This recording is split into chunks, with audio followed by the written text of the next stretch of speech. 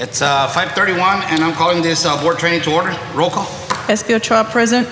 Armin Garza present. Alda Benavides present. Mary Hernandez present. Dr. Sanz, I do declare a quorum. Thank you, Mr. Salinas. Can we please stand for the Pledge of Allegiance? I pledge allegiance to the flag of the United States of America and to the republic for which it stands, one nation, under God, indivisible, with liberty and justice for all. Thank you, Doc. Next up, I think we have a public comment, Doc. Yes, we have a public comment from Mr. Israel Gonzalez. Mr. Gonzalez, good afternoon and welcome. You'll have a total of 3 minutes to go ahead and state your information. Our attorney, Mr. Castillo, will keep the time. Whenever a minute is left, he'll let you know so you're able to make your closing remarks. At no time will the board be able to address or talk to you at that point. You may start when you're ready, Mr. Gonzalez.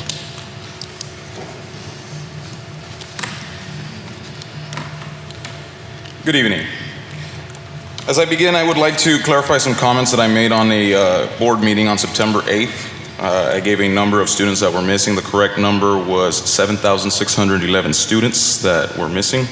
And additionally, I wanted to clarify that Mariposa Tea Room has no affiliation to said individual that was mentioned on that day. I believe anybody who supports freedom should, in fact, support this organization. So the reason that I'm here, again, is, of course, to talk about masks, public health guidance from TEA, sir. They pretty much state, and I do quote, as per GA 38, school systems cannot require students or staff to wear a mask. Should you choose to wear one, I respect your right to choose to wear one. It is your freedom. It is very obvious that you do not respect my freedom or our freedoms to do so. Having to come in here, it was a bit of a struggle for me. I had to make the case to be allowed in. It shouldn't have to come to me having to disclose my religious exemption, sir. I should just be able to say, no thank you, and be allowed in. Additionally, going back to why we shouldn't be wearing masks. You have all these reasons that you state, yet have you done the research? So there's an effect on heart rate from wearing face masks. Apparently there is also thermal stress and subjective sensations. Now, I want to focus on the heart rate. That is the #1 killer, has been for a long time, will continue to be for the foreseeable future. And yet you're saying that this safety precaution, which increases the rate, the heart rate, and thus stress on the heart, and by extension, places you at further cardiovascular risk. You are going to say this is for safety? I don't believe it. Carbon dioxide increases with face masks. Also, this is also from the Centers for Disease Control, National Institutes of Health, in conjunction with the National Center for Biotechnology Information and Health and Human Services. Too many studies to list. I'll leave them here for you guys to look over. Additionally, I do want to discuss, I want to ask for the board to have for next week, I've been discussing it for a while, we should have a discourse on masks. You should be reviewing your dress code based on this information that is coming from TEA, based on people's religious rights, based on freedom. You should be having this discussion. Additionally, you should have on the agenda next week, I'm asking that you have discourse on a forensic audit. We want to make sure that resources are not being squandered, such as with the water park, $500,000 of upkeep a year, such as we want to make sure that there's no inappropriate board member, vendor, inappropriate relationships, that there's no inappropriate employee-vendor relationships. We want to make sure that everybody's on equal playing field, that everybody has an opportunity. We want to make sure that ESSER funds, which have no real oversight, we want to make sure that those have been overseen, that the money has been spent appropriately. As the only and of course the majority person of the community, I would like to ask if I could have a bit more time, Mr. Board Member. I'll give you 1 more minute. Go ahead. Thank you, sir. I appreciate that. I feel that these are things, sir, and I'm not here trying to be difficult. I'm here because I want the best interest of La Jolla ISD. I am a former student of La Jolla ISD. I graduated here, and I take pride in La Jolla. And it's crazy because I take a lot of pride in it, and I want you guys to be competitive. My children go here. I could send them elsewhere, but I want them to be here as well. I want La Jolla to be a competitive school district. Healthy organizations that are healthy and successful, they do this. They do internal audits, not to knock on anybody that's working, not to say you're doing this wrong, but they do it to take a reflection, a reflection in the mirror to see what's wrong and to improve those things. That is what I'm asking, sir. I care for our children. I care for my children. I care for everybody's children. They're our future. We're going to be old one day. We're going to walk into doctors' offices. These are going to be our doctors. These are going to be our nurses. These are going to be our attorneys. Let's do right by them. Thank you for your time. I appreciate it. Thank you, Mr. Gonzalez. I'll leave this here for you. Thank you. Blanca, can you go ahead and take that for us? Thank you. Okay, so moving on, Doc, next thing would be the subject of the training as follows. Yes.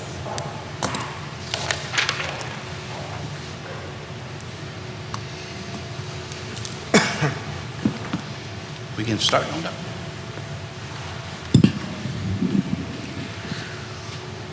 We can go ahead and begin the training, Jacinto.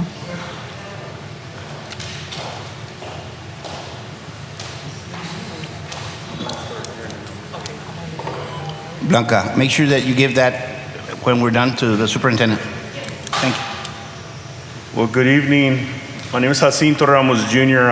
It's an honor to be with you today to facilitate a workshop with you here on behalf of Leadership ISD, which is a nonprofit here in Texas where we support school board and superintendent teams, not only Team of 8 trainings, but also governance and things of that nature. So it's awesome to be with you. I'm sharing with you the agenda of what we did virtually about a year ago. These are some of the activities that we did. If you were present for that one, then maybe this will sound familiar. We did an activity called Conocimiento. I wanted you to give us your full name, all of that description that you see there. We're not going to do that today. What I'm going to ask is I'm going to come down there in a bit with the microphone, but you should have a tablet in front of you. And instead of this part, what I'd like to do is I really want to get to know you a little bit more. I'm going to ask that you do like a timeline and identify 5 events in your life that impacted your educational journey, your personal educational journey. So if you would take just a couple of minutes, jot down, you can do a timeline, you can write them down, but kind of be ready to share a little bit about that with us here in a little bit. So any questions on that timeline activity? Okay. I'll give you some time to do that.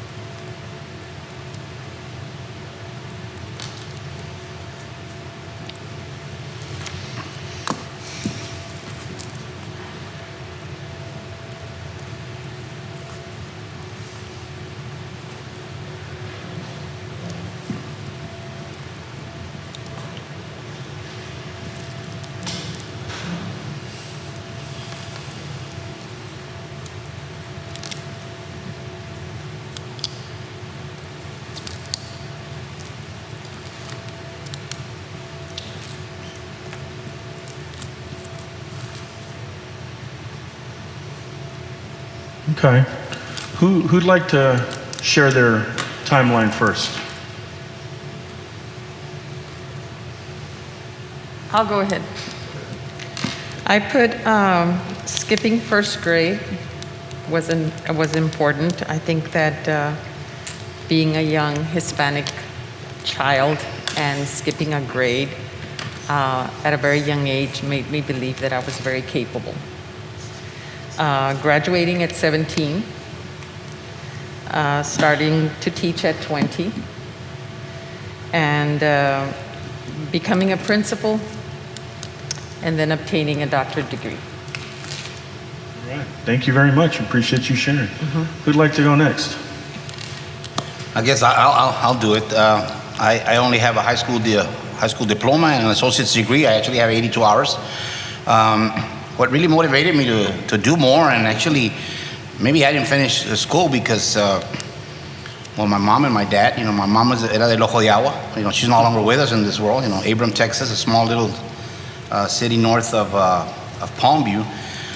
My dad's from Los Ébanos, also a small city just south of, actually both of them are south. I said north on Abram, south of Sullivan City. Worked as a truck driver, worked as a field, worked as a welder. My mom was a hard worker, but out of the 46 years that they were married, she was sick for 31 years of the heart. And I'm a very advocate of education, and very proud of my son and my wife that have been able to do that. My son is currently finishing up a graduate of Coyotes 2018, and is already finishing up University of Texas in Austin as a Longhorn, and going on to UT in Los Angeles for acting to perform, or actually to try out for CNN, CBS, Crawford agencies, all those that do the movies and do all those things. Very important, to me, because at the time we married, 1996, both of us couldn't go to school, and we were working at the ISD. So I was working here at La Jolla ISD. At the time, I was working under Helping One Student to Succeed, hosts. I would work at M. Rivas as a meat cutter from 5 to 10. Would work as a roadie for Los Dorados del Norte. That's where I became an MC. And then I would work also at the races in Sullivan City, announcing the Sullivan City Down races. So it's a big thing for me. I wasn't able to finish. I don't think I'll be able to finish anymore.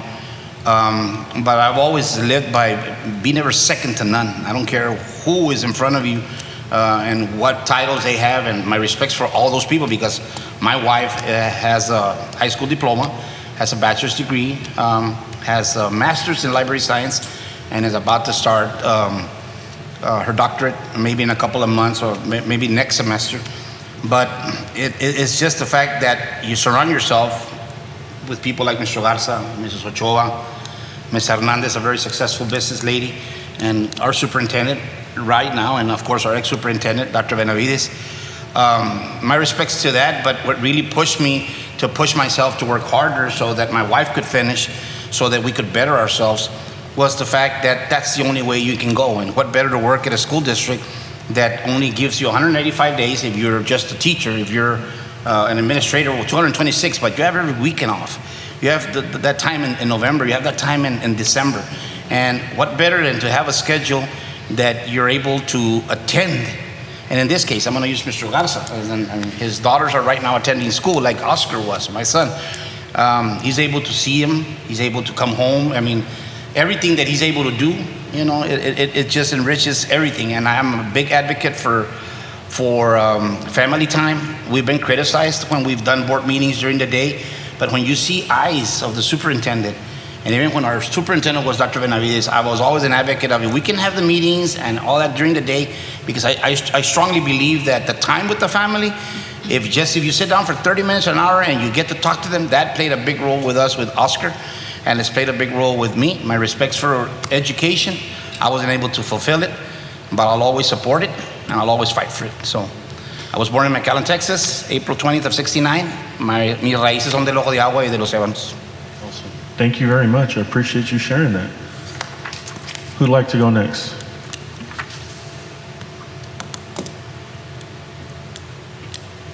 I guess I will. My name is Mary Hernandez. I was actually born here in McAllen, but I was raised in California. Okay, we moved back to the Valley when I was a sophomore. My last semester as a sophomore, I was a Mustang. Then my senior year, the way, it was routed, or the directions, I belonged to Mackay. So I ended up graduating from Mackay. My experience when I moved here was totally different. Everything was so different compared to what I was used to. So it was a big experience. My senior year, I spent it more in, since I pretty much had all my credits when I moved here, it was in business. So everything that I did was in business. I did have a vocational class, which was hairstyling, hairdresser. I did finish that up, after I graduated. I continued my business, studying business. Then I worked for a company for 12 years, which was managing that store. And then I decided to open our business, my husband and myself. And since 2003, we've been very lucky and thanking God all the time that we've been very successful. So education is very important, and it's something that all of us here really push our students and even our teachers, to be there for them, because in the long run, everybody needs it. Okay? All right. Thank you very much. I appreciate you. Wonderful. Who'd like to go next? I'll go next. Since you asked for 5 instances, the first instance that I can recall where education and experience made me push myself more to want to learn more and to be more competitive was my first UIL meet here at La Jolla. I got to see that even though I was an athlete and I played various sports, that the kind of joy that my parents expressed when they saw me do well in the UIL meet was a lot more than when I did well on a playing field. So that would be the first one. The second was being a participant here in LJISD and representing LJISD in the National Hispanic Institute. So that was my second. My third was when our rankings actually came into play on my junior year, and we were able to be ranked, and being in the top 1% was something that kind of made me push a little more to do better in my studies and to be more competitive in my education. And then the last one was when I had my kids and I was trying to further my education as far as bachelorette. Having my kids gave me a different perspective and a different push to want to be able to do more. Thank you very much. I appreciate you sharing. Leaves us with 2 more human beings. Let me go. So mine's a little different, but my memories are in 1972, walking into our old original La Jolla ISD administration with my dad. I was about 5 years old, meeting the superintendent, and he just said, "You're never too young to start learning." So for me, that was a teachable moment that always stayed with me. And because my father passed away at a very early age, certain memories with him stand out, and that was one of them. So that was in 72.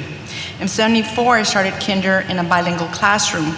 And my dad placed me in a bilingual classroom because he wanted me to learn both languages. And I was kicked out and placed in a monolingual classroom because I knew English. So that stood out to me. But I also learned that it was so important to learn both languages. So later on in my education field, that's the reason why I minored in bilingual education. Then in 76, still in elementary, when my father passed away and I was in first grade, all the teachers, staff, and custodians embraced me. And so I said that one day, not only would I follow the footsteps of my father being a principal, but that I would pay it forward, because people at that point embraced me and took care of me as a child. And one day I was going to become an adult and I wanted to take care of children. So that became the pathway of me becoming an educator. And so I graduate in 88, and I knew, being the oldest, I needed to get an education to help my mom. So I became an educator, and right now I'm not practicing being a teacher, but I think we're all teachers in our own way, and no matter what our titles we hold, we all can serve and teach in many ways, and it's never too late to go back to school too. So. Thank you very much. I appreciate that. I think that one was straight at me, right? It's never too late to go back to school. No. Well, I kind of got on I know you said a timeline, and I kind of got stuck at when I was 5 years old because my birthday is on September 15th. And so the year that I turned 5, my mom didn't want me to be 5 and not be in school. And so I could not go to public school, but she had a friend in La Grulla, Texas, because that's where my mom was originally from. She had a friend, and I still remember her name was Miss Pasita, who I think it was kind of like a daycare. And so that year I moved, I lived with my grandparents who lived in La Grulla so that I could go to school with Miss Pasita. And all my educational experiences, I always remember how much fun it was being in that classroom and learning with other kids and playing games. And I always remember Miss Pasita and all of the things that she did. And so I think that that's why now I'm a big advocate of early childhood education, because it makes a big difference, the experiences, early experiences that kids have. And another memory from that year is when, because I lived with my grandparents, my aunt, my mom's sister at that time, was a senior at La Grulla High School. And that year they were reading Little Women by Louisa May Alcott. That was a novel that they were reading. So every night my aunt would read to me from that book. And it's the first time that I remember knowing that reading was about stories, about people. And I think that also, that experience and that book instilled in me a love of reading.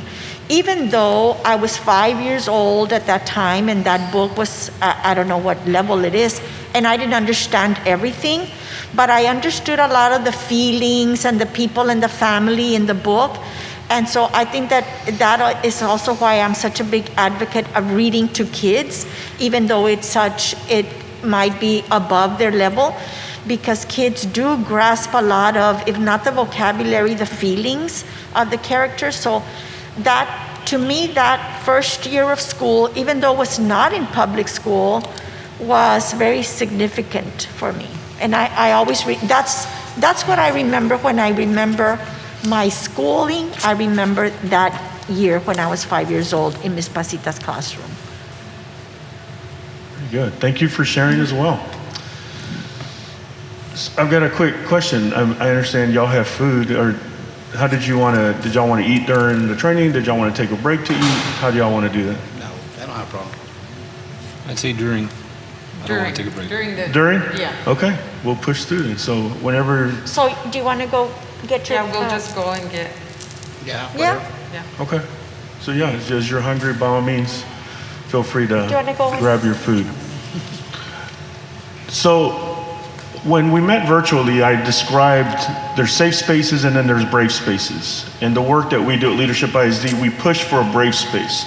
Because as you see up on your screen, I believe, a safe space is really designed to keep people with influence and positional power feeling safe. Often that means that those that not necessarily have a voice or a say or are in the marginalized categories tend to go unheard. So we're going to push for a brave space. And so that means that we'll have some good dialogue tonight. Hopefully we'll get to some good conversations. And I'm just going to give you a brief review of what we covered virtually on what it takes to create a brave space. Because what I would submit to you is board members and superintendent teams that push the narrative to change those student outcome data points, there's going to be some disagreement.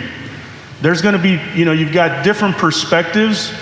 So it's not to say that we don't encourage a good dialogue, maybe even a debate, but as long as there's some understanding of what that looks like. So what I reviewed with you last year is what you see here. People usually say, well, we're going to agree to disagree.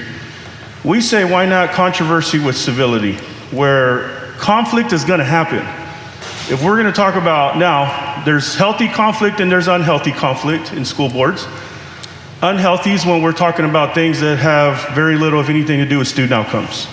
If we're talking about adult issues, adult behaviors, those are much different conversations if we're debating how we're going to get the best student outcomes. There's a difference there, and I think I'll be able to kind of clarify a little bit later more on that. Own your intentions and your impact. I not only work with boards across the state and the country, but I'm also on the board in Fort Worth ISD, and I've been on there for 8.5 years. We have this understanding that we're going to have conflict, but we lean on the agreements, and I'll show you the agreements that you all came up with last year. A lot of that is when someone says, hey, I'm triggered or I'm upset with you, Cinto, because of what you just said. And typically I have to say, I'm not attacking you, I'm attacking the idea.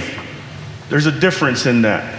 So that if I think that there's a better way that we as a board can get to the student outcomes that we think our kids deserve, then it's pretty important for me to own that if I hurt someone's feelings in my boardroom, that I'm willing to have that one-on-one conversation, and that's not always easy to do for me. But it's something that we agree to do in our own boardroom.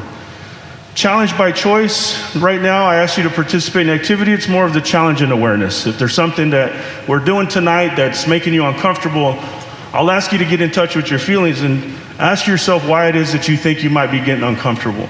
Doesn't mean that I'm going to slow down or stop it. It just means that I'm going to ask you to reflect on what about it is that might be making you feel that way. There's respect and differentiate versus no attacks. People will say don't attack. Well, again, we're talking about attacking the idea, not the person. So there's a difference there. These are the agreements that you all came up with last year. Just wanted to put those up for reference for you of what you described. And I described to you last year that these should be like a living thing. That anytime there's conflict and you're not adhering to your agreements, that you take a pause and a moment to be able to reflect, because the number one selling book at school board conferences is school board dysfunction. And the unfortunate part when it comes to public school systems and boards and superintendent teams is that that's usually the conversation most people want to have, is why are school boards not getting along and things of that nature. What we believe to be true now is that if you've got a framework of governance, then the conflict can be managed within that framework. And we're going to talk about that in a little bit. And if you also remember, we talked about conflict. I said there's battlefield, there's competition, and there's garden. There are board members in this state, in this country, who love conflict. They love the fight. And so if they're battlefield, that means that there's a winner and a loser, and there's usually bloodshed. These are very toxic behaviors. If there's always going to be that mindset of a winner and a loser, and I'm going to win at all costs, even to the point that some people engage in walking quorums, which, as we know, are illegal. So then there's a competition. There's board members who love conflict, but in a competitive way. They don't necessarily have malicious intent. They just don't like to lose votes. And so they like to reflect back and say, oh, maybe it was a 4-3 vote, but I won and I was on the winning side. If you've ever been on the losing side of a board vote, that doesn't feel too good. So people that are competitive with conflict, not necessarily bad intentions, but it's also not always healthy. And then there's the garden that I described to you last year, which is board members that build relationships with one another. You get to know each other as people and as human beings. You get to see if there's common ground in why you ran for the office and why you're sitting in these seats. Board members that adhere to the garden mindset also understand that conflict is going to happen, and when it happens, I may knock off a branch, but I'm not going for the roots. I'm not going to terminate the relationship based on one item. And we all know that we're in very explosive times with this pandemic, and there's all kinds of different perspectives on how and what and why. So it's definitely probably not the easiest time for board members or superintendents. And then the fourth one, which is not up here, is that there are board members who don't like conflict. They go into their shell and they retreat or they withdraw. And what I would submit to you is to just be mindful that anytime someone in the boardroom, if there is someone in the boardroom that chooses to disengage, that's probably missed opportunity of a voice and a perspective that is going to be really, really healthy for the board. So we did this virtually, but I'm going to do this in person today. I know that we've got this space in the middle, so we're going to use this. Ben, I'm going to lean on you to push the thing in a minute.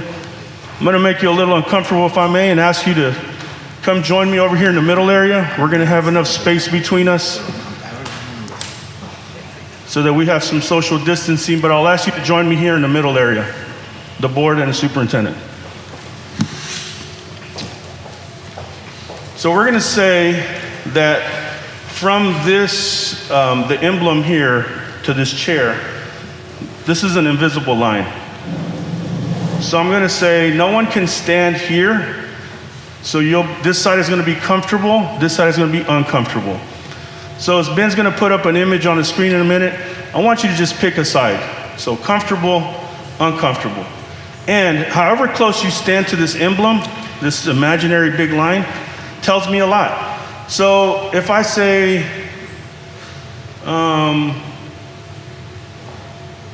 let's just use the first one. But go ahead, instead of giving an example. So COVID-19. So if I'm somewhat comfortable, I'm going to be here. If I'm a little comfortable. If I'm kind of mid-range comfortable, I'm going to be here. If I'm very comfortable, I'm going to be all the way up against the desk. Does that make sense? And same thing on discomfort, on uncomfortable side. If you're a little uncomfortable, you'll be here. If you're somewhat uncomfortable, you're in the mid-range. And if you're very uncomfortable, you can go all the way to the desk or all the way to the wall. Does that make sense? So go ahead and pick a spot of comfortable, uncomfortable. When you see that or hear that, what's your mental model say? Yeah?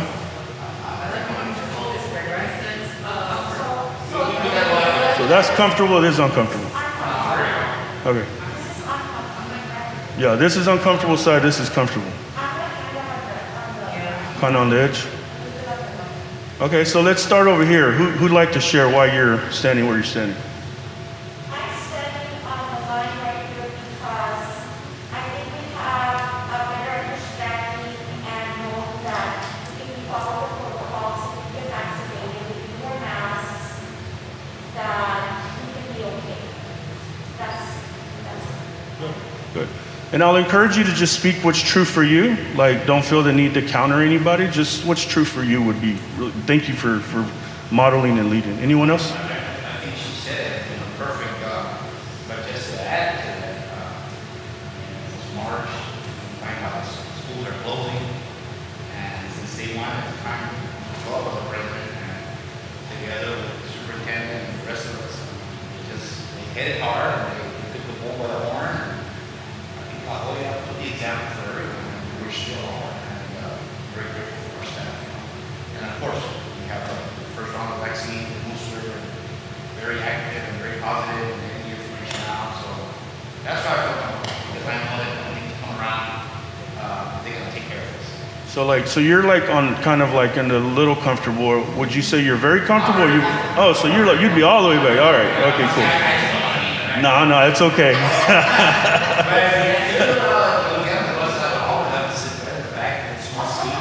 Yeah. I mean, and everywhere you go, it's just the awareness.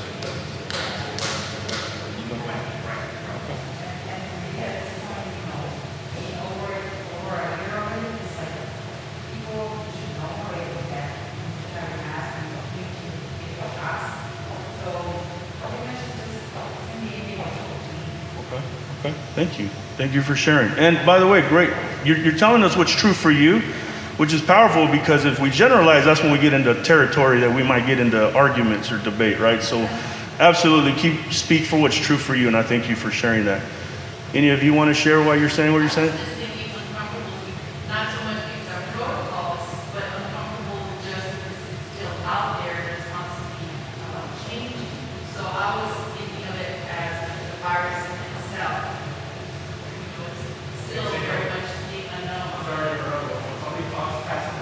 Okay. It's been sanitized.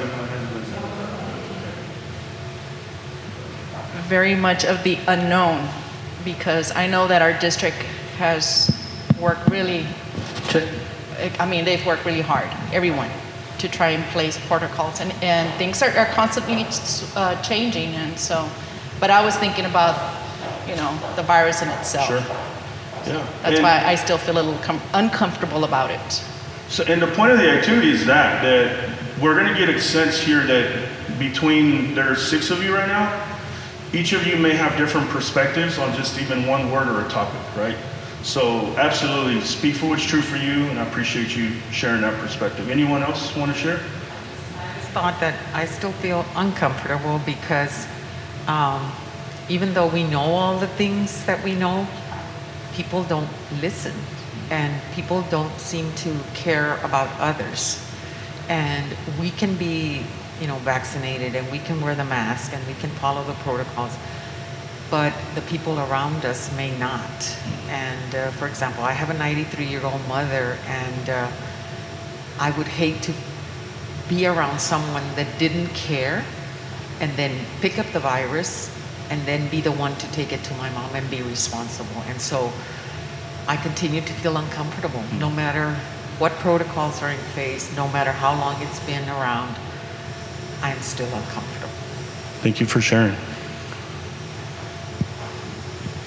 I'd like to say that I'm comfortable in the fact that La Jolla's, placed certain protocols and put them in place, and I feel that they've been diligently, following through with all of them. But the thing that makes me feel uncomfortable is that there's still people that are not vaccinated, and I got to experience it recently that an unvaccinated staff member ended up passing the disease, the virus onto my daughter, and that got me sick. And as parents, the worst feeling in the world is to see your kid sick and not be able to do anything for them and not have that uncertainty, are they going to be able to make it through or not, even though she was vaccinated. Then I have another small child, and that scares me too, because she's starting school, and we see the benefits of her being in the school system, but we're also scared every day that she's going to pick up something because she's too young to be vaccinated. So those things make me very uncomfortable. Thank you for sharing. So, right, we're getting a sense, different mental models, different perspectives. I shared with you last year, and I'll say it again, we believe that differences don't mean deficits, though. That even when there's differences, that can be a good thing, because multiple perspectives hopefully pushes the conversations forward. So we'll go to the next one, Ben. Immigration. Comfortable, uncomfortable.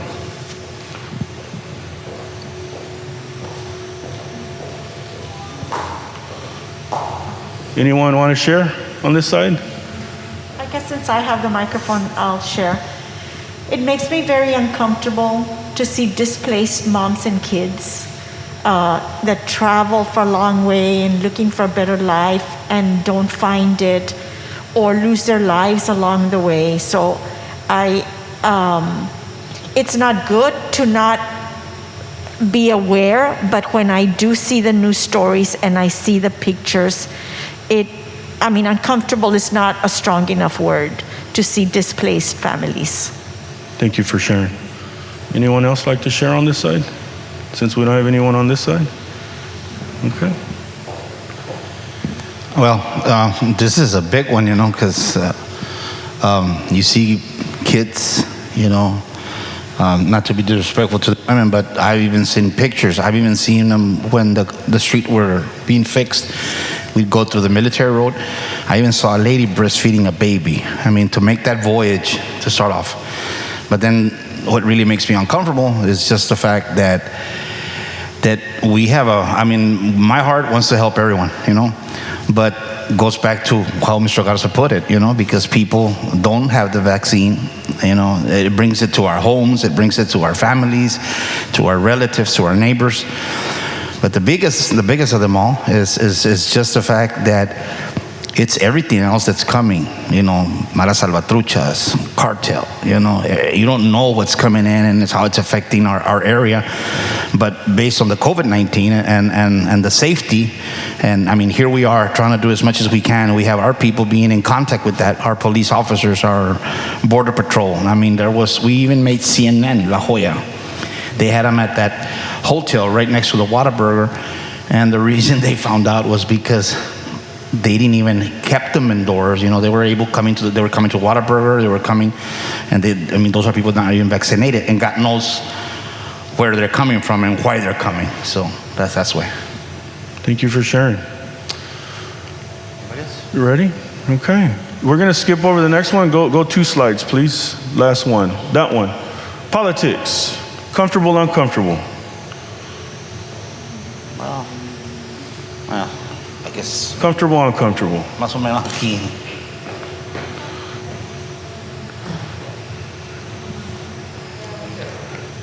Anybody want to share? I will. Sure.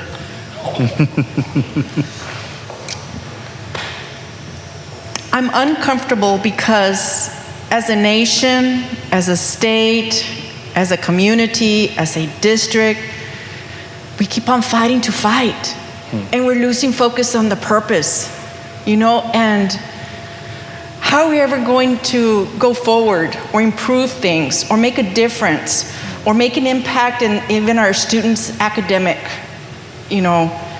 when we can't, and it starts with us. But we can't even do it at a statewide, and surely we're not doing it as a nation. And so it just frustrates me. But it starts with me, and eventually, hopefully, somehow it spirals out. So I am uncomfortable the way and the approach is being done right now. Thank you for sharing. Anyone else want to share while you're standing where you're standing? And I feel comfortable here because the word politics itself just says that people are never going to be happy. The way I see it is you're always going to have to be, going at it, and you might as well accept it and know that it's always going to be a battle. It's always going to be a fight. And quieren hallar pleito, aquí lo van a hallar. ¿Entienden? That's how I see it. But it's sorry to see it and hear it on how bad it's gotten. We went through a training. For those of you guys that went to the training, I know some couldn't. But to know that, and the reason I'm in the comfortable area is because if that's what you want to do at the state level, bro, pues aquí vamos a estar. ¿Entienden? We're not going anywhere. And how it's played politics here, But to know that the 87th legislative session the majority was politics. And I'm okay with it because it's always been like that. But when you compare it to education, on how Dr. Solis gave it to us, it was like 95% of the discussion and what do you call those, the bills that were presented were all politics. It's all about the election process and what you can and can't do instead of doing it for the education, going back to what Ms. Ochoa was saying. And I'm comfortable with it because I'm going to have to deal with it. I mean, no voy a ganar nada. I mean, I'm not going to run from it. We'll be here. So you want it white? We'll do it white. You want it red? We'll do it red. I guess I'm just trying to put it that way. Thank you for sharing. I just stood in the middle because I feel that everything is politics and it's everywhere. And if we want to,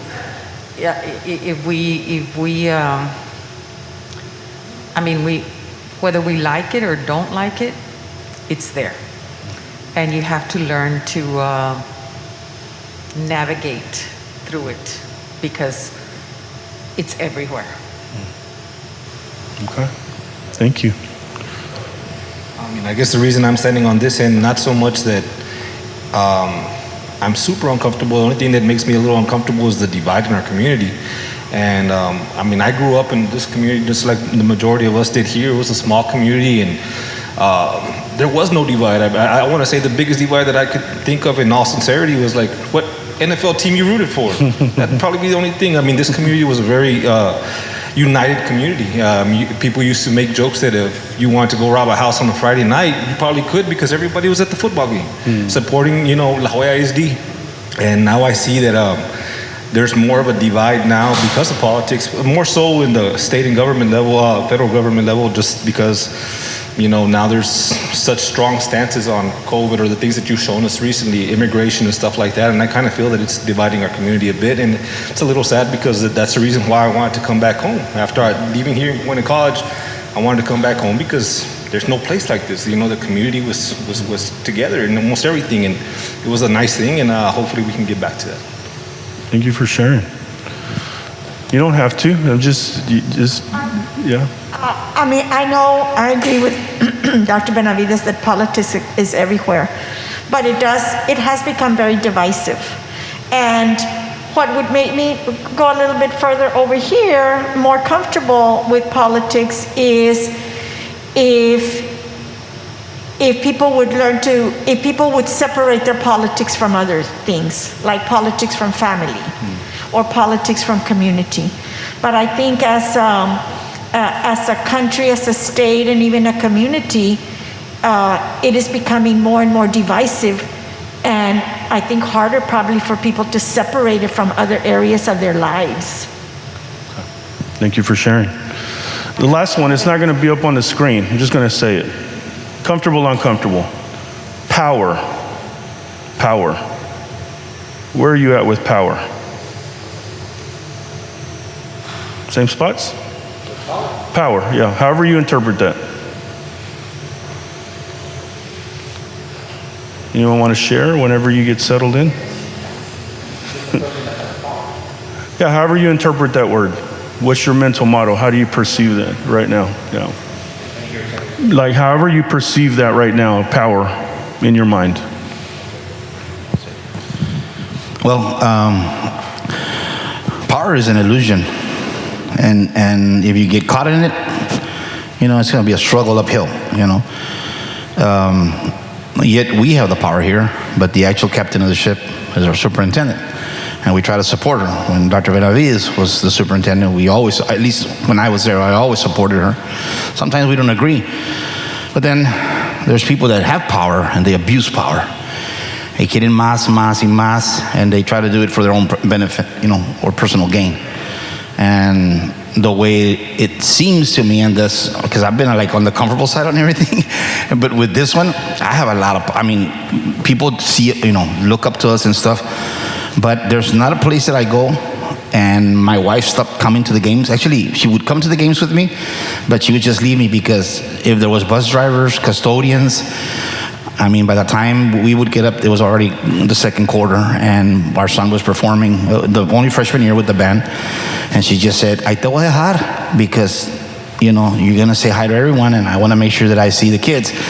But to me, it's a lack of respect because you have the power, and if you're here, te quieres estar parejitos con la gente, eye to eye, ¿entiendes? And that's what has always helped me. And even though a lot of negatives are always out there, since I was a commissioner, every year I increase with more votes. Why? Because I respect power, but I respect those that gave you the power. La gente te pone y la gente te quita. Anyone else want to speak to power?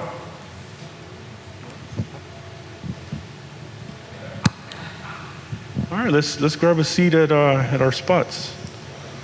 Thank you, Ben. Will you go to the next one? Next one, porfa. Unless you want to share, Ben. Next one, porfa. We don't need to go through those. Okay, we can stop right there.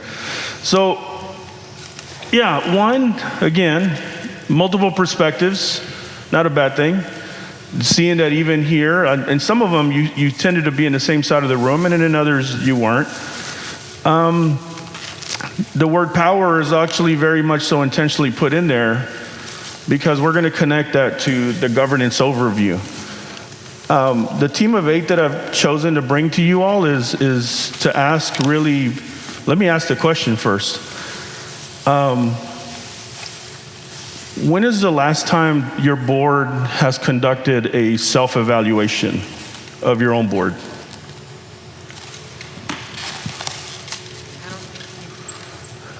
Any idea? I don't think we've ever had that. One, right? Okay. So let me actually, Ben, let me skip over those slides. I want to show you why I asked that question. No, because I got to make sure it's the right research put up there. Thank you, though. So I shared this with you last year. The board's role is to give the vision and the values of the community. That's why we're elected by our communities.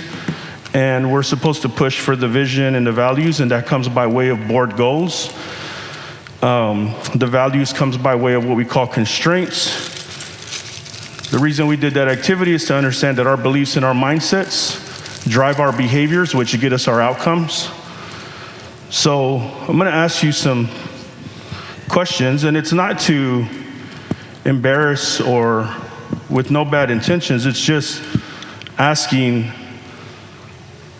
you questions based on what the research says. So this scholarly piece by Lee and Edens gives you characteristics of low achieving districts and low performing boards. And in essence tells us that effective school boards engage in professional development. We're required by the state, right, to do X amount of hours of training.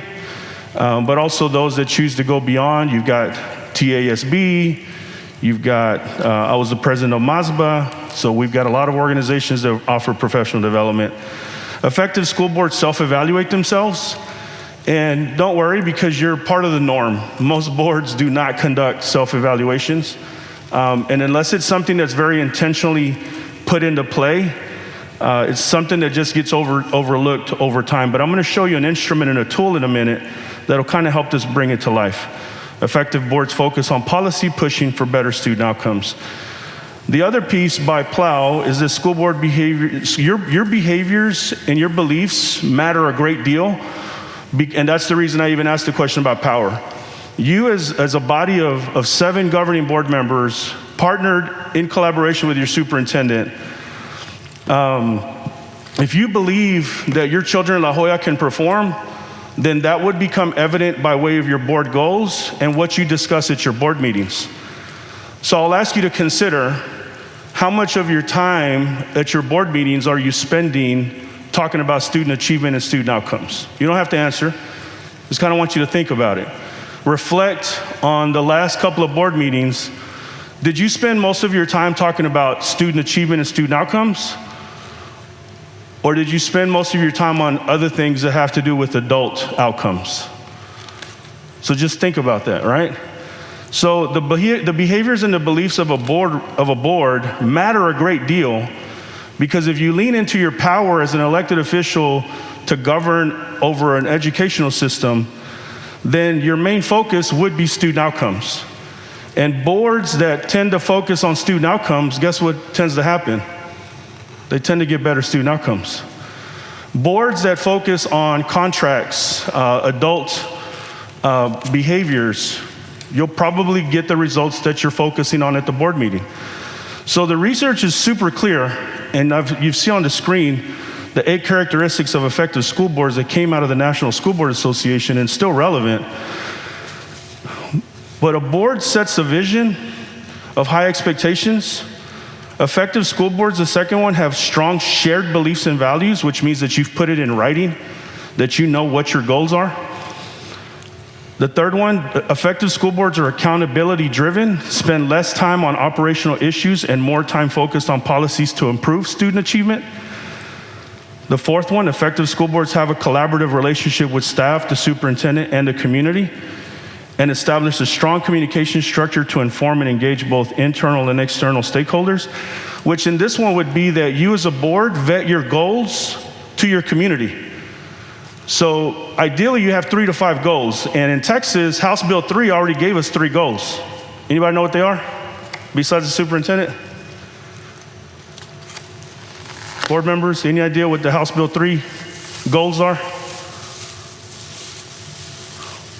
Reading, CCMR, and I forgot the other one.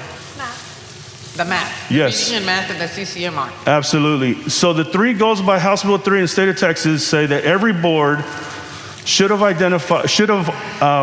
put some baseline data and some goals for early years literacy, early years math, college, career, military readiness. And then you vet that to your community ideally, because your community ought to know where you're at, where you're performing.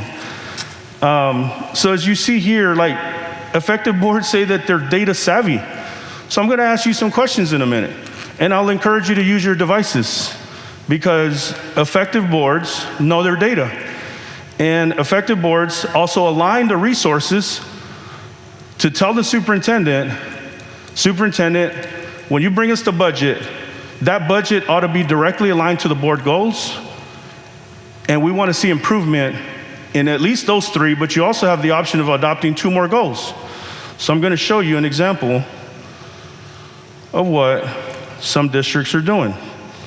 So you got Houston ISD. This is, by the way, this is on their board page.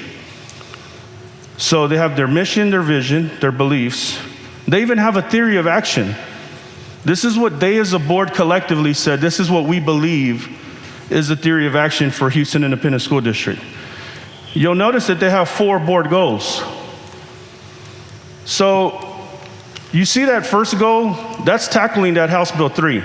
The percentage of 3rd grade students performing at or above grade level in reading, as measured by the meets grade level standard OnStar, will increase 8 percentage points from 42% in the spring of 2019. Mind you, this was pre-pandemic, and will go up to 50% in the spring of 2024.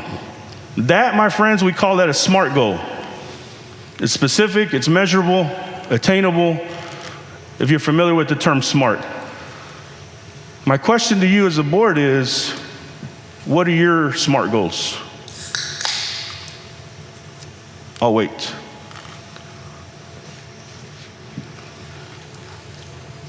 Any idea if they're on your website?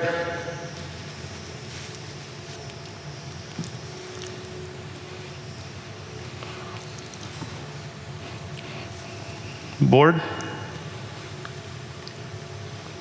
Any idea?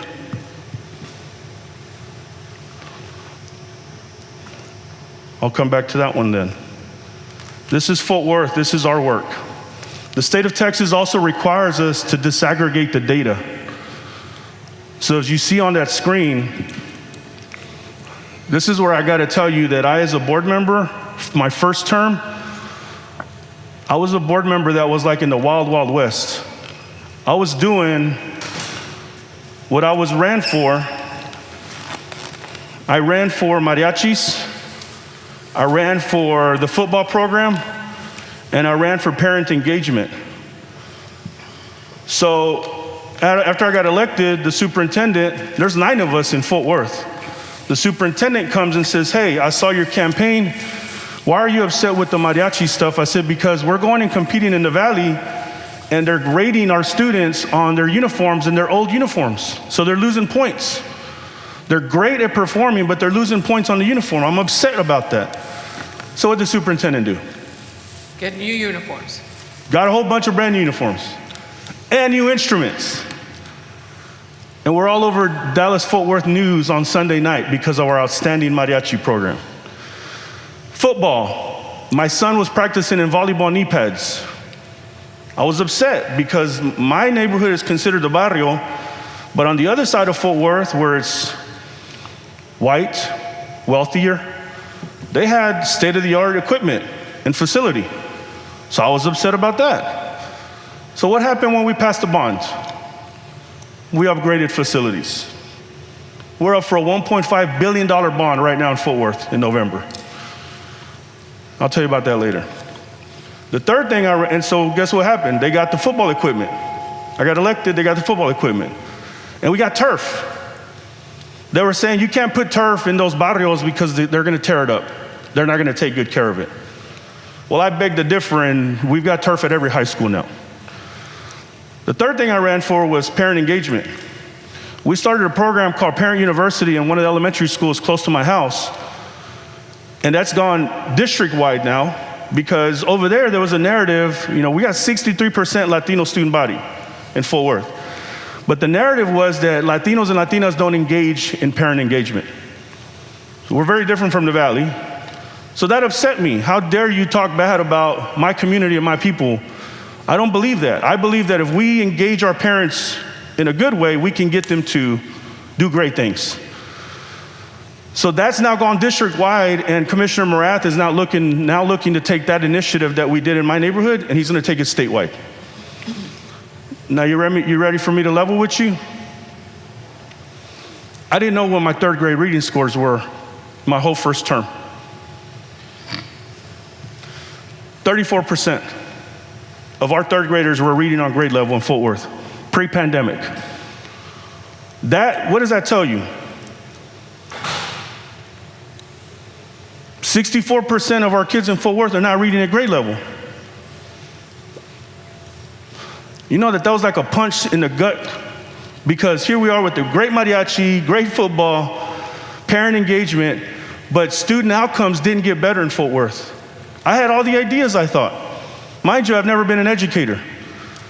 So the research is real clear on what board members and our roles are. That's our role. Yes, football matters. Yes, parent engagement matters. That's superintendent work. Board work is that. So what I would submit to you is to ask you, what are your third grade reading scores, even 2019 pre-pandemic? And not approaching, because approaching also means that kids they're gonna need interventions They go to secondary, they go to college, they're very likely to have to take remedial courses. And you know about remedial courses, they don't get college credit and they have to pay for it.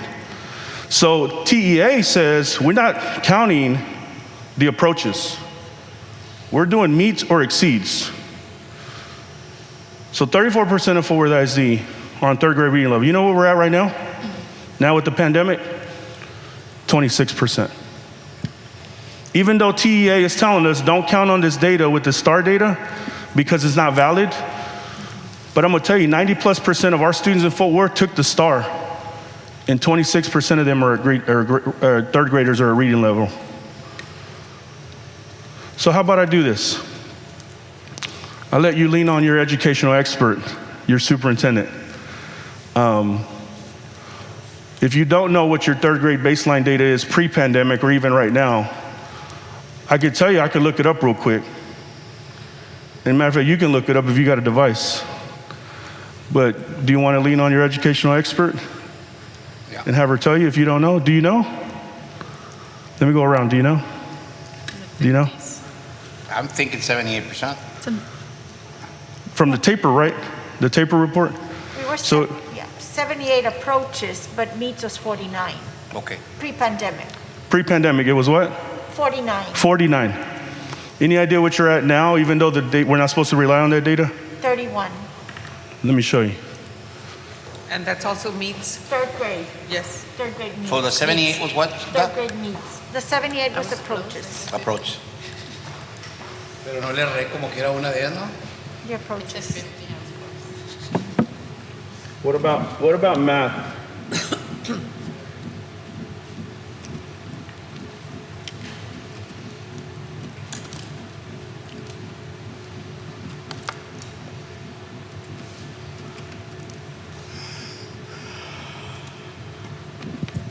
So there is this website that I invite you to visit. As you see on the screen, it's called commitpartnership.org. It's a nonprofit. They are completely there for us to look at our data points. It has a dashboard, and I'm about to show you how easy it is to find your data. This is already disaggregated. This is done with some very wealthy foundations that put this together.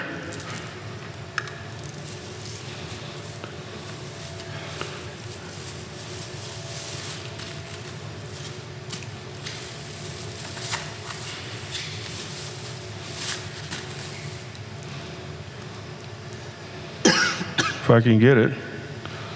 So Dr. Sines, you said the data with that one was what now? The meets was third grade reading, 49, masters 28. Okay.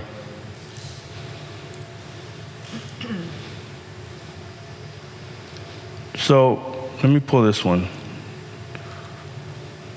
If you've ever done, some people don't like Lone Star governance, but I'm going to tell you what I love about it. That it gives me a framework to work off of. So I'm going to walk you through, and hopefully you can see it on your screens. I'm going to ask you to look on your screen, read through the first bar, which says does not meet focus.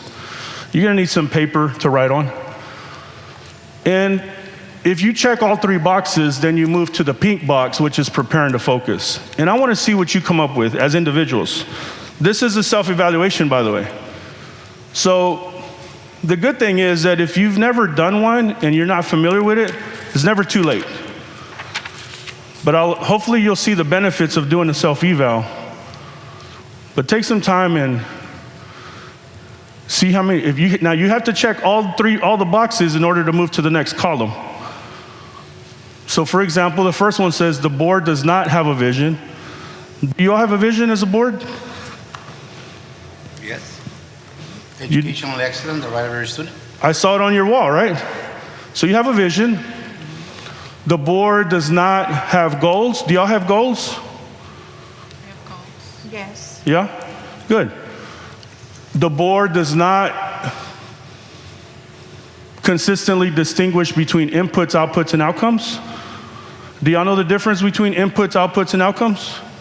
Discussions, applications. Any idea what inputs are?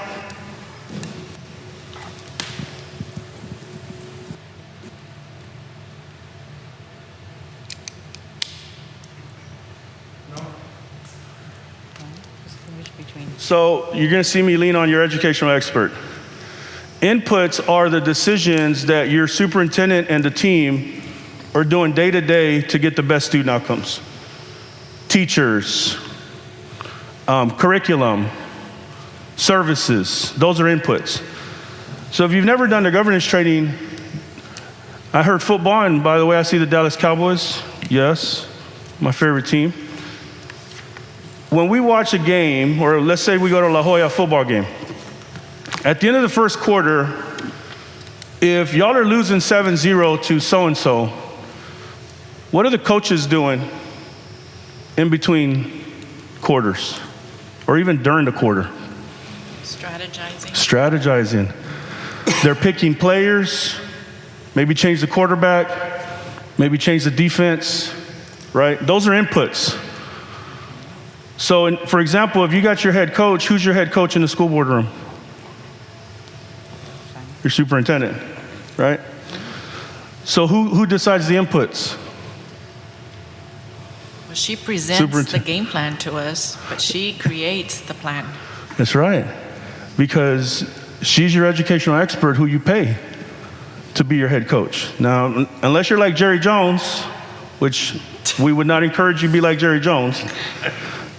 So the inputs are that. So at the end of each quarter, if y'all are losing, you want to see changes in the strategy. Same thing with your student outcomes. If your student outcomes aren't getting better, one, you got to know what your student outcomes are. Two, you got to be monitoring them quarterly. And that's where you're spending at least 50% of your time on school board work, not micromanagement or any of those other adult-focused topics. There's room for them, but it shouldn't be dominating your boardroom. Your outputs is the score at the end of the quarter. So let's say at halftime, y'all are winning 14-7 now. Is that a favorable result? For La Jolla, yes. Now, third quarter, you're tied, 14-14. Come on, coach. Switch up the plays. Switch up the players. Do what you got to do. And then you get to the end of the game, which is the outcome. It's the final score. So in education, the outcome and the final score typically revolves around STAR. So you as a board, ideally, are monitoring your data every quarter on your goals so that when you get to halftime, you're not surprised what your scores are. But you got to know your scores. And if your superintendent comes and says, hey, I can't go with this curriculum because it's not producing the results, the teachers are rejecting it, whatever the reasons are, your superintendent has to have the freedom to be able to change the plays or the curriculum. And if you don't let your superintendent, then you as a board ought to take responsibility in the ideal world to say, we're getting in your way, superintendent, because we're acting like we're mini superintendents. That is the difference between board work and superintendent work. And boards that don't understand their roles get themselves in trouble. And boards that don't understand their roles typically don't have the student outcomes that we say our children deserve. So now that you know inputs, outputs, and outcomes to some degree, you could say we check all those three. Take some time and look at the pink box and tell me if you think you meet those. I'll give you some time to review it.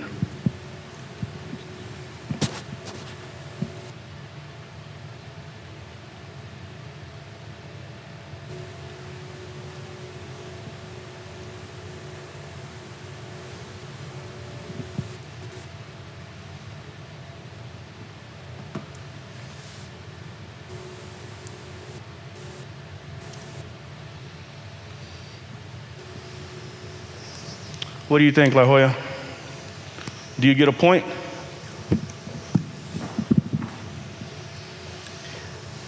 Well, I mean, we do have goals because we have to submit to the state. We do discuss, I mean, by committees, and then it's presented to us.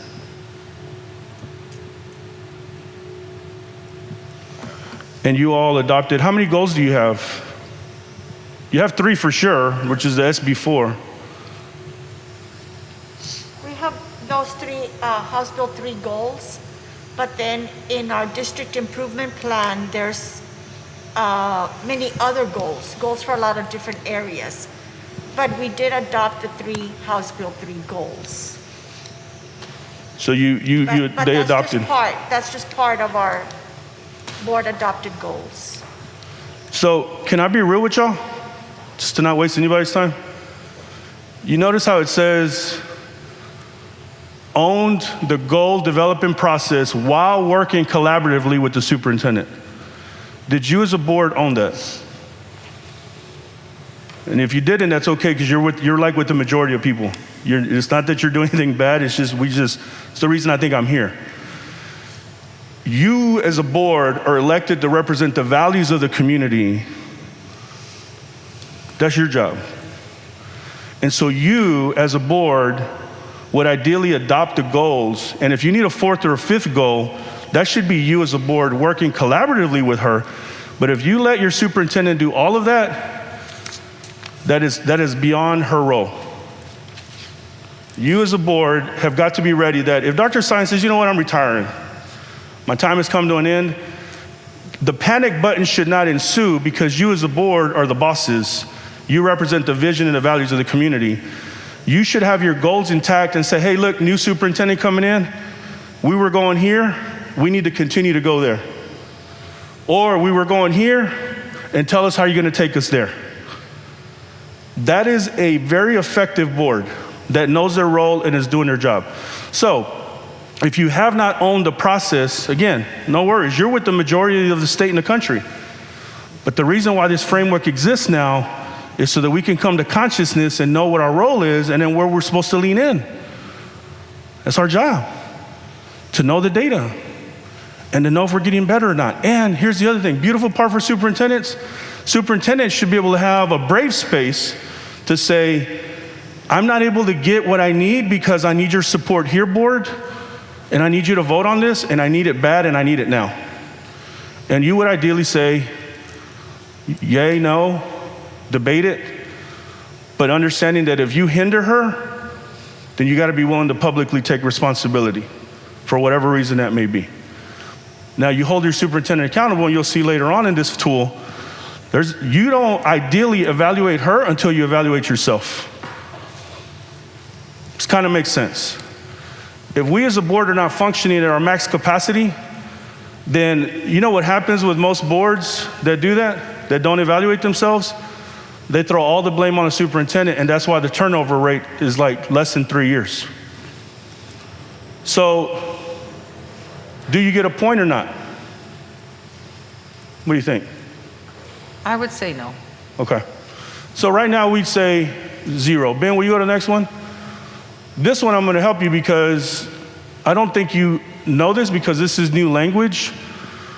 But the question here is, and you see how it says the board has adopted goal progress measures? These are the measurables that your superintendent comes back to you with and says, we want to be able to have these 3 to 5 measurables to get us to that goal. Do y'all know if you have any measurables?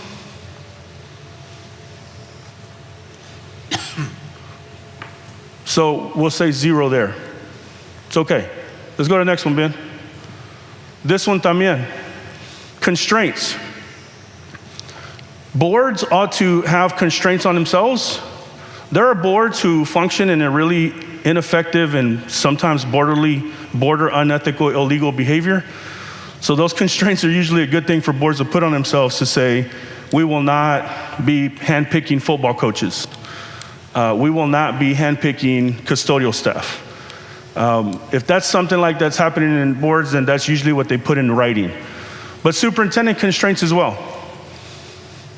We don't want our superintendent putting low-performing teachers in our lowest-performing schools. So we would put that in writing. So I don't think you'll have constraints because very few districts do unless they're doing this governance. So we're going to say 0 there too. Let's go, Ben, next one. Same thing here, you have to have measurables. Is your superintendent giving you the data points as to how she is meeting those constraints? That's a chance for you as a board to say, hey, this is what we as a board have identified, 3 to 5 things aside from the board goals that we think is going to help student achievement. So we're going to say 0 there as well. Keep going, Ben. Progress and accountability. I'll give you a chance to look at that one. Give you a couple minutes. See what you think you get.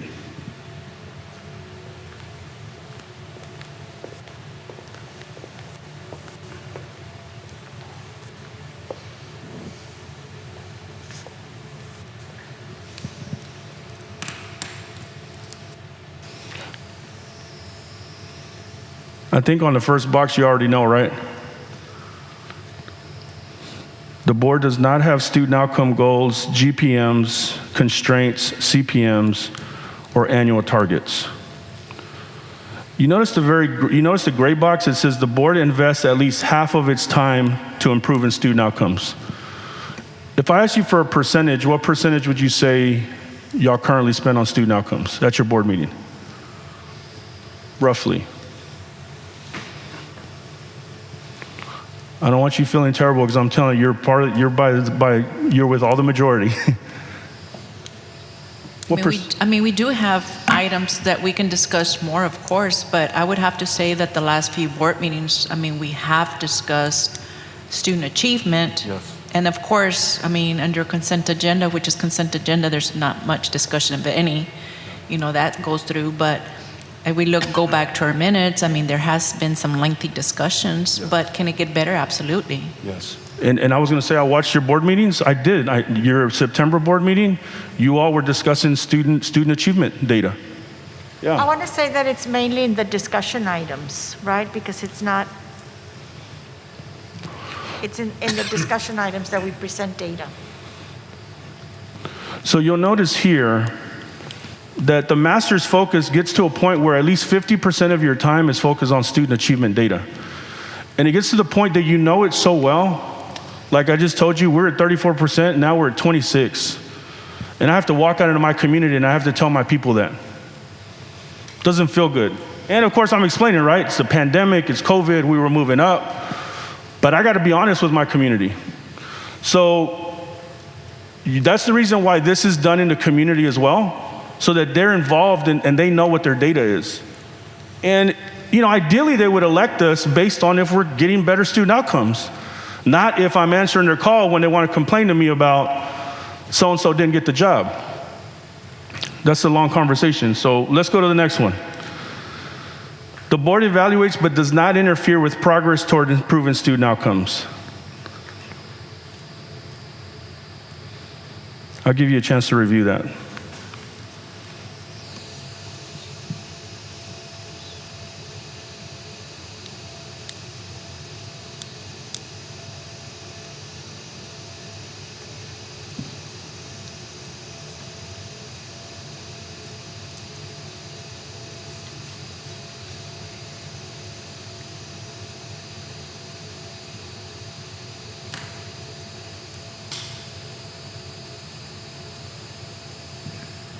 You'll see on the third row, second, can somebody read that?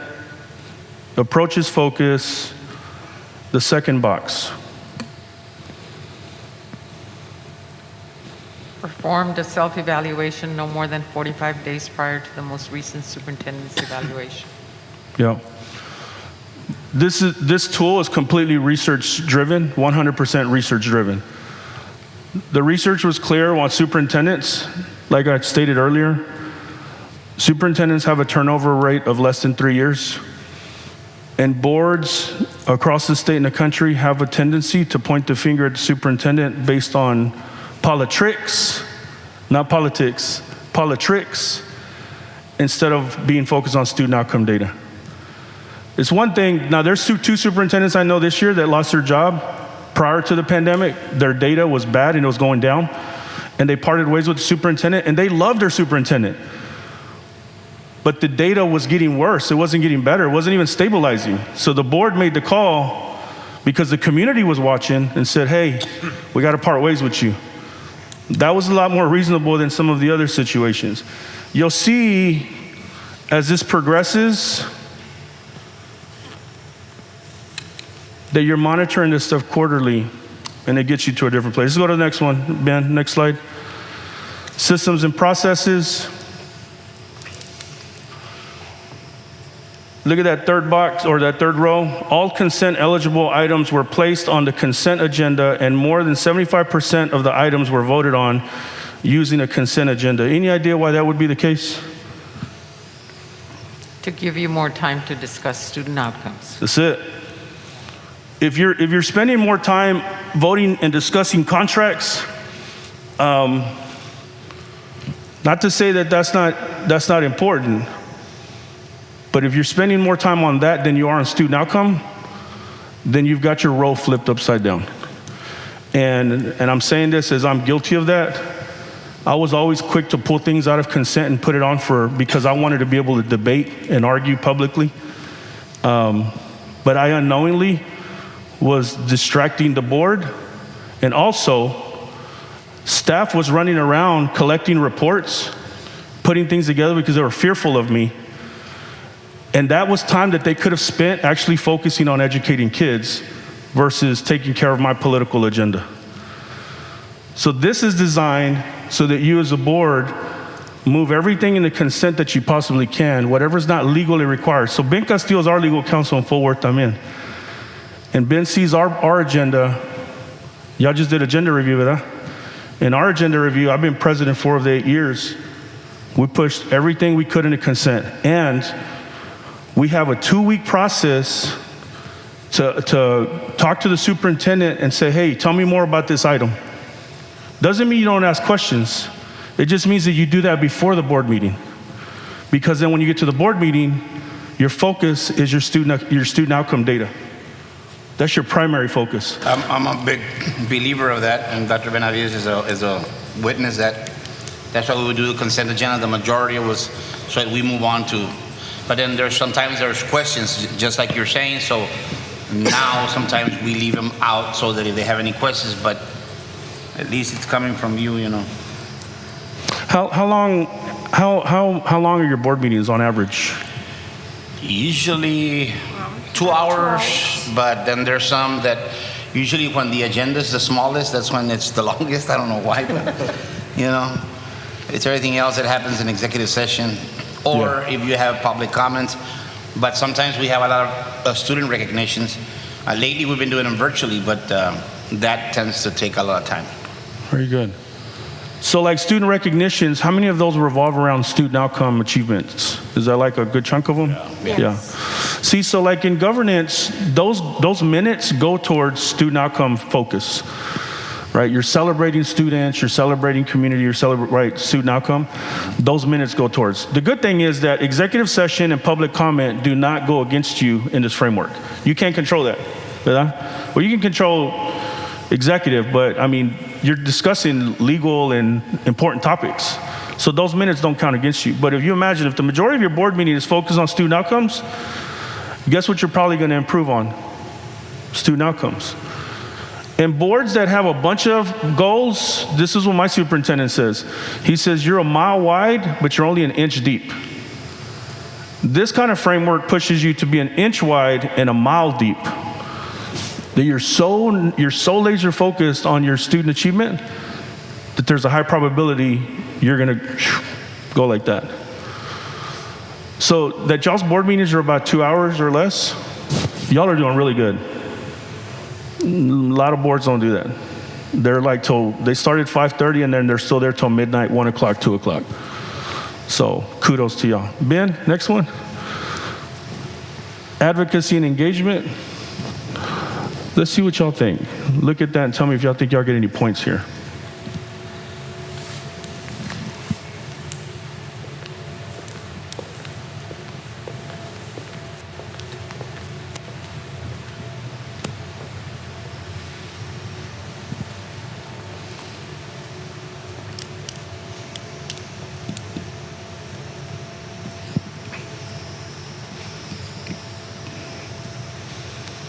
What do y'all think?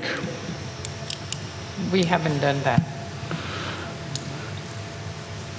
So still on the first column? We've done number 1, the first little box, but we haven't done the second little box. Why might it be important to communicate with the community on this topic?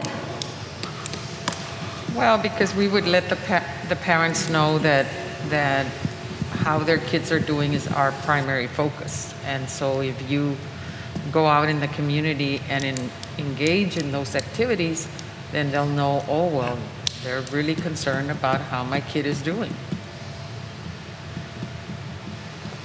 I mean, the research tells us pretty clearly, if the community knows what to expect and knows where they're at, they'll tend to be more pleased. And also, if you're educating them on what your role as a board member, I mean, I know it's different everywhere. I mean, I've trained other boards here in the Valley, and, it's different conversations, but like some of those phone calls may stop. I heard y'all, like, you being at a football game and you're being approached about A, B, C, D, E, ¿verdad? And I'm sitting there trying to pay attention to my child. But most of that is because the community doesn't even know what our role really is. Most community members assume that we're there to handpick a lot of the things that is actually not our responsibility, is actually the responsibility of the superintendent. And so I am guilty of that when people would call me and say, hey, no me dieron el trabajo, no me dieron el jale, I would call the superintendent and say, how come so-and-so didn't get the job? And even though I didn't say give them the job, what do you think the superintendent interpreted that as? Cinto wants this person to get the job. And the person would get it.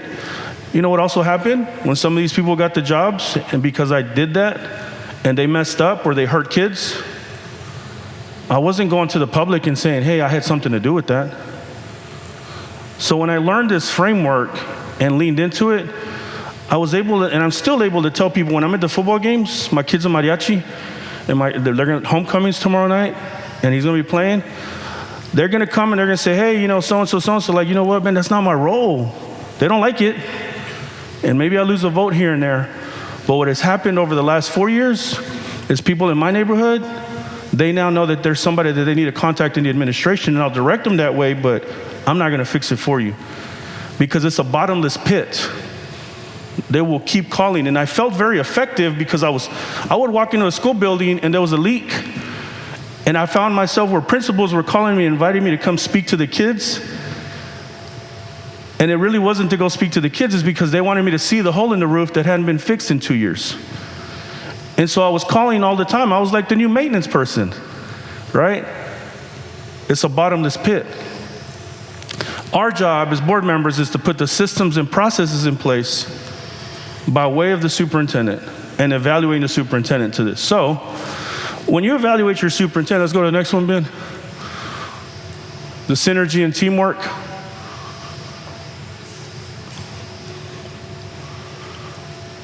Do y'all have a strong board operating procedures manual? Do y'all feel? Board? Yeah? Good. Do y'all review policy regularly, like as a board? Like our district policy or school board? Mainly your school board, your B policy. Do y'all review that regularly? Not regularly, No. but we do. Do y'all have a policy committee? No. No, You don't have to. we don't have a policy committee. So part of our role as board members is to know what our policies are and to fine tune them. At least review them every year. That's a good board. And that's what this pushes towards. So the teamwork that it's talking about also, anybody that runs for school board in La Jolla, ideally would be trained through this so that they know what a board member is actually supposed to do, not what they think we're supposed to do. Not too long ago, remember we upgraded them under We upgraded Dr. Benavides, that we updated them.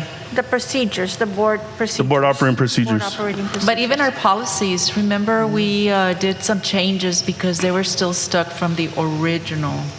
Yes. So we did a collaboration, and it was done with the board a couple of years ago. And we had a couple of board members Be part of that committee. Yeah. Good. So imagine when you put it into systems and processes, and any new board member that comes on, you leave it in a much better place than the way you found it, in that continuous improvement mindset. But you also notice it says the board works collaboratively with the superintendent to lead toward the vision. Doesn't say that the board acts like the superintendent or the superintendent acts like the board members. So these provide a lot of clarity, and I think that's might be the last one, Ben. Yep. So this is what it looks like to monitor your stuff quarterly.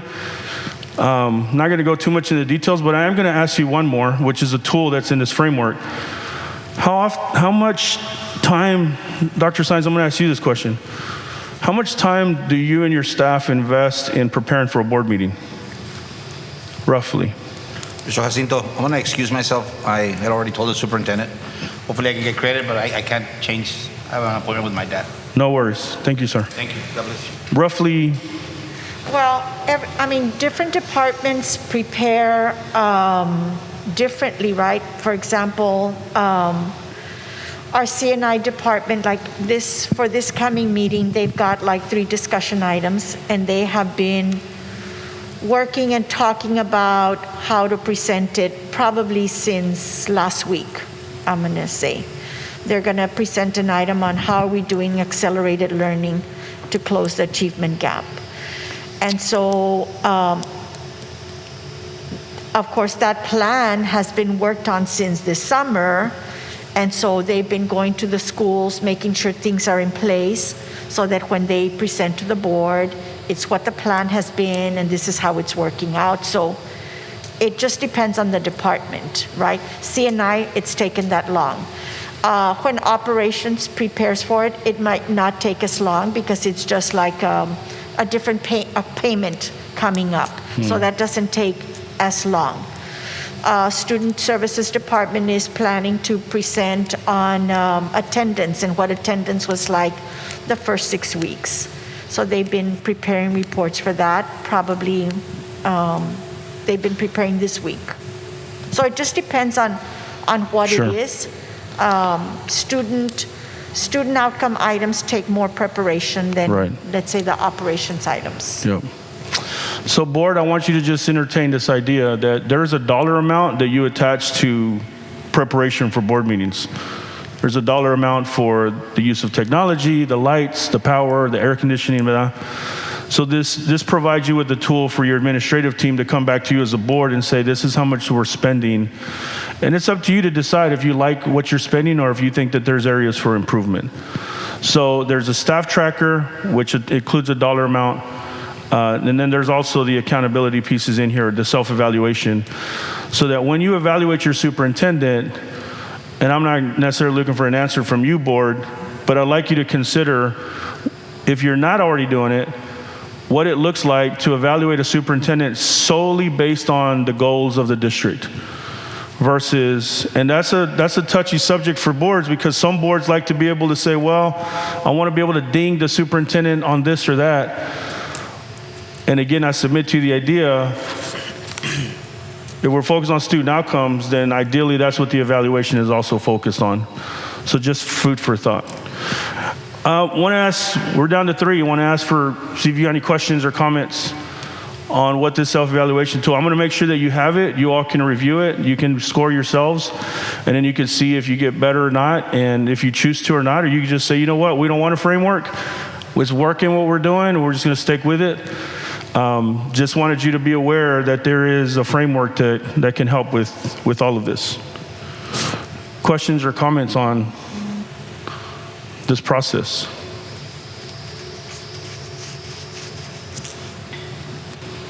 None? No, it's a process, it's a framework, and like you said, most of the state school boards are not where they are, and that's the beauty of it. It's a framework where we are at, and we can only improve. I don't think we need to punish ourselves. I think that as a board, we've done what we can with what we have, and I've seen how things have improved in the discussions with student outcomes.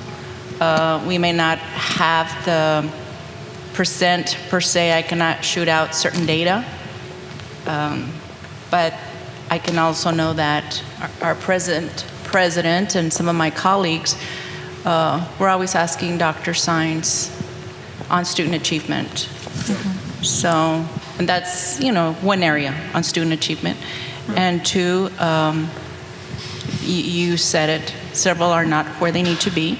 And so it's a self-reflection. And even though we may feel like, well, horrible, I know that we're doing the best that we can at this point, but we just move forward. Yeah. And maybe I'm thinking with the self-evaluation, something that we can do is we can look at what are areas that we think we need to improve on, and kind of get some baseline, like where are we now, and what are some things we want to put in place to improve that. Like, for example, the board communicating the vision and the goals to community, right? That might be one area that we really want to improve on. And so we can pick some of those areas from the tool that could be important to board members, and we can say, these are the things we're going to improve on, and these are some of the things we're going to do. So we can't get good at everything, but we can pick things that the board might think are important, and we can put some things in place to improve there. That might be one way that we approach it. Yeah, and I think we just learned, like with COVID, and we in Fort Worth, we're not doing a good job at most of this, and we're still grasping a good chunk. What I do believe is that our board has gotten much better and more aligned, because we would fight about the most random things that had nothing to do with student outcomes. And so then as we got focused and laser focused through this framework, we're debating what we think is the best way to get the better student outcomes. I love those conversations. In our board meetings, when we're asking questions about the inputs and the outputs, because we understand the difference now, versus we would sit there and belittle staff because, I'll speak for what's true for me. I was embarrassed to go in my neighborhood and say our third grade reading is horrible, so I was beating up on staff. And I learned through this journey that wasn't very productive, because staff was then disengaging, and actually some staff were leaving because we were bullying them. And then the superintendent, thank goodness he's got thick skin, but he's made it this long because of the self-evaluation. And I'll be honest with you, 1 year we didn't give him a bonus, an extension, because the data was dropping. And we said, hey, like, what's going on? And he said, man, he made excuses. To me, it sounded like excuses. But I wanted him to fire certain administrators, but it wasn't my job to tell him to fire them, right? So what we did as a board when we did that, when we evaluated him, he heard it, and the next day made changes like that. That's the right way to do it. You know what I'm saying? Like, to hold the superintendent accountable with love and grace is a much different conversation than to weaponize it. So I love what Dr. Sainz said, because right now you have an opportunity to look at your COVID data like it's baseline data. That's the worst it should get. They weren't in school, you were doing virtual, ¿verdad? So if you use that as your baseline data, you would ideally think there's nowhere to go but up. That's right. Right? So right now is the perfect time to say, hey, community, this is the effects of COVID. We're not alone. TEA has it on their website. Don't use this and weaponize it against superintendents, but use it as baseline and communicate to your community, we're going to get better. So because of COVID and we do Zoom, you could do Zoom community meetings and get their feedback. Because the fun part is going to be, what did you say your baseline was, Dr. Sainz, for third grade reading? For third grade reading, for the meets? The meets. Right now, 2021 was 31%. 21? 31. 31. Of course, remember that we had a lot of kids not test. Right. And so that's the right. ones that tested was 31% meets. Yes. So 31%, those that tested, and you have a lot of kids that didn't test, right? Yes. So you would ideally communicate that to your community so that they know. So if you hold a meeting in a community, you as a board, any idea where you would want to go from 31% in the next 5 years? You don't want 31%, ¿verdad? No. Our 5-year goal, the early literacy for third grade, was that by 2024, we would be at 66%. Okay, so that's the question you want to have as a board now. Do you think you can get it 66% by 2024? Well, that was pre? That was pre-COVID, because the state is 60% for meets, and we wanted to be at 66 by 2024, which would be 6 points above the state requirement. So the question for you, board, is do you think you could still get to that 66 by 2024? And really, that's your decision as a board to say we're going to keep it there or we're going to lower it. We need to revisit because a pandemic happened. And then you want to ask your superintendent. Actually, somebody want to ask her? Do you think y'all could get it? Who wants? Y'all the board. Y'all want to ask her? Ask her. Who wants to ask her? Dr. Sines, do you think that we can get 66% by 2024? By 2024? Well, actually, we've been getting ready because we're having the board work session on goal setting on October 20th. So in discussions with curriculum and instruction staff, they said, yes, we can get to 66 by 2024. So our recommendation when we meet with you all on October 20 is that we might need to make adjustments in 2022.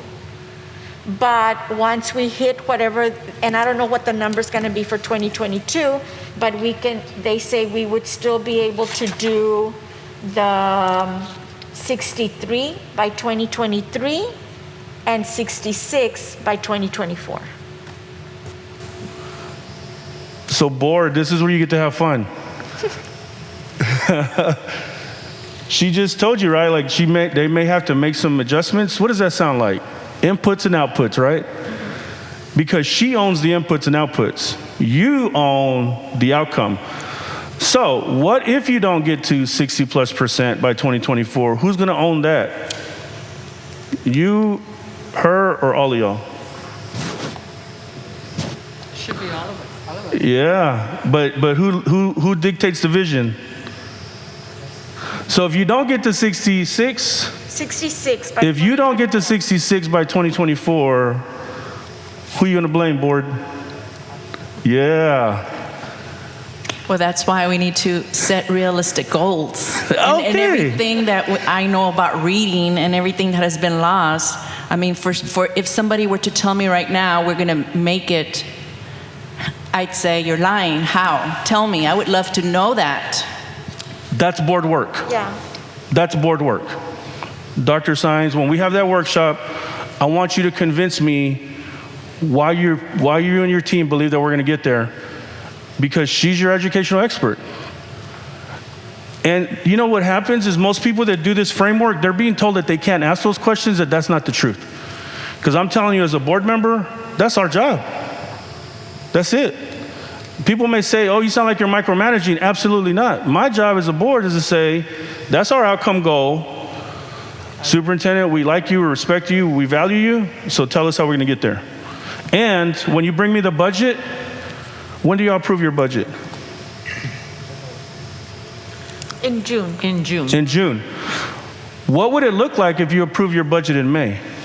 I'm going to tell you why in a minute, but what would that look like? Would that be really hard, Dr. Sines? It would? Is it impossible? It's not impossible, but we don't have final data yet. It would not be impossible, but we would probably do it based on mid-year data, probably.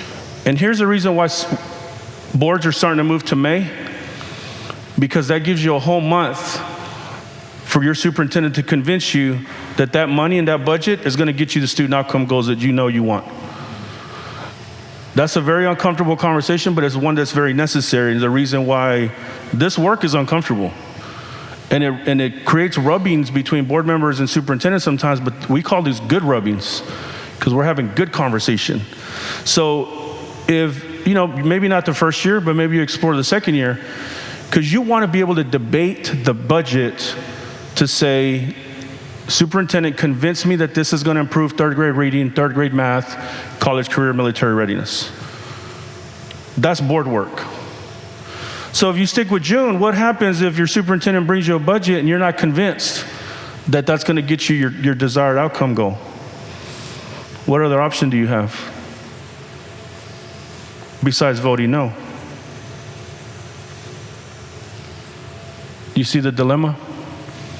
So if you give yourself a little bit extra time, and of course you probably have budget workshops and all of that, but I'm just saying, if you get the whole system moving in the same direction, you're very likely to meet your goals. If you don't, then you're going to get what you probably expect to get. ¿Verdad? Other questions or comments on this? No? Okay, go ahead. It just calls for us to be really, really focused. Yes, ma'am. Yeah, focused on student outcomes and that everything's aligned. And you said it well, it takes work. It takes work. And that's why that Lone Star governance instrument is good, because it forces you to look at the time that you're spending. Even though the recognitions count for that and all that, that's not the meat. The meat is discussions, progress monitoring, where are we, shifting when necessary, that kind of stuff. Yeah. That's board work. Yeah. Can you imagine, I'm going to show you a quick slide, and then we're going to wrap up. Can you imagine, and I don't know what your presentations look like, but I know that when we had a conversation with our administrative team, they have PowerPoints for days, data for days. And I'm one of those that I was like, man, I just want a short, brief version of this, and there's staff that spend so much time on those presentations, and then we have shifted to what I'm going to show you right now.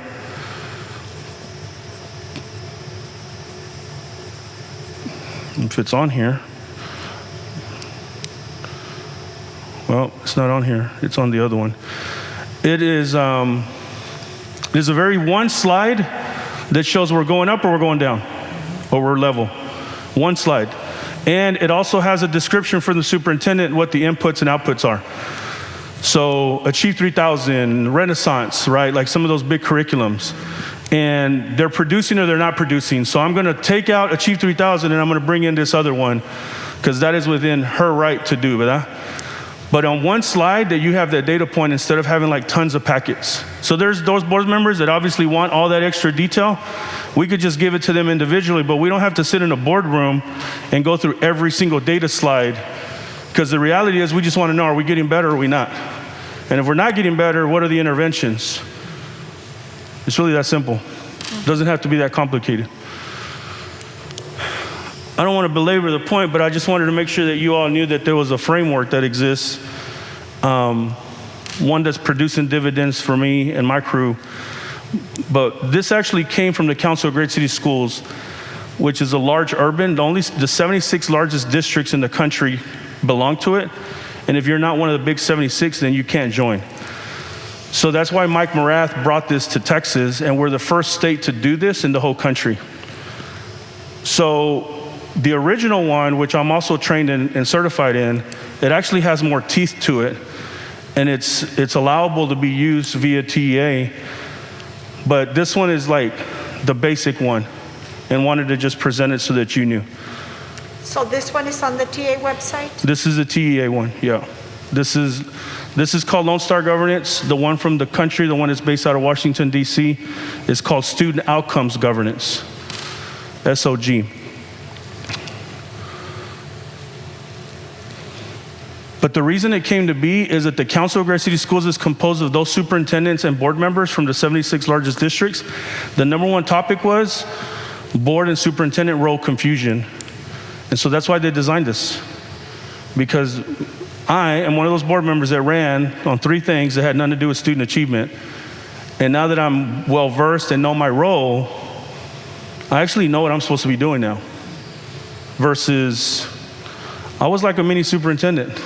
I was telling my superintendent what he could or couldn't do, but I also wasn't willing to take responsibility for those decisions I was making behind the scenes. And I feel way different now in my role than I did when I first got in. I didn't know any better. So that's why I say it's not to make you feel bad, it's just to say we're actually with the majority. So, all right, there are no more questions. Just want to get what we call a one-word checkout. How are you feeling? You got any questions? No? One word, how are you feeling? Dr. Benavides.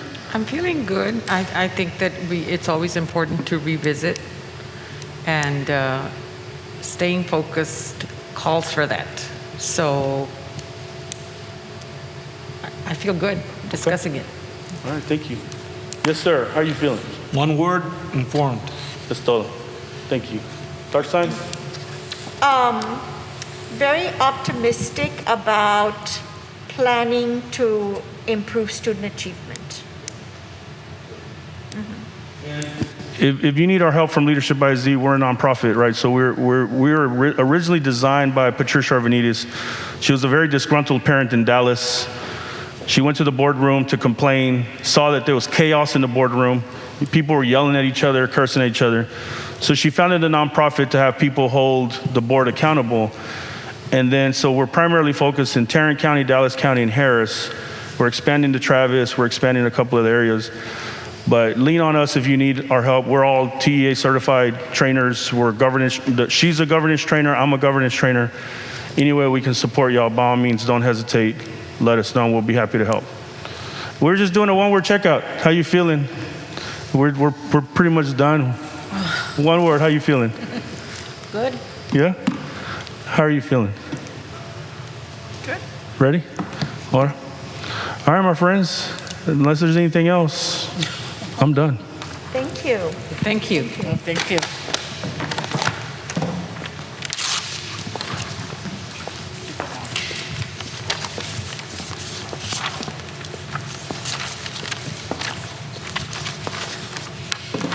I'm gonna have to close out the meeting, Doc, or we're good to go. Yeah, Yeah. I so move to adjourn. Can I have a motion to adjourn? Second. All those in favor? Aye. Aye. Thank you, Mr. Garcia. Meeting adjourned at 11:23. Thank you for 11:20. coming. What? 7. 7, sorry. Oh, let me see. What? 7? 11, sorry. 7:23.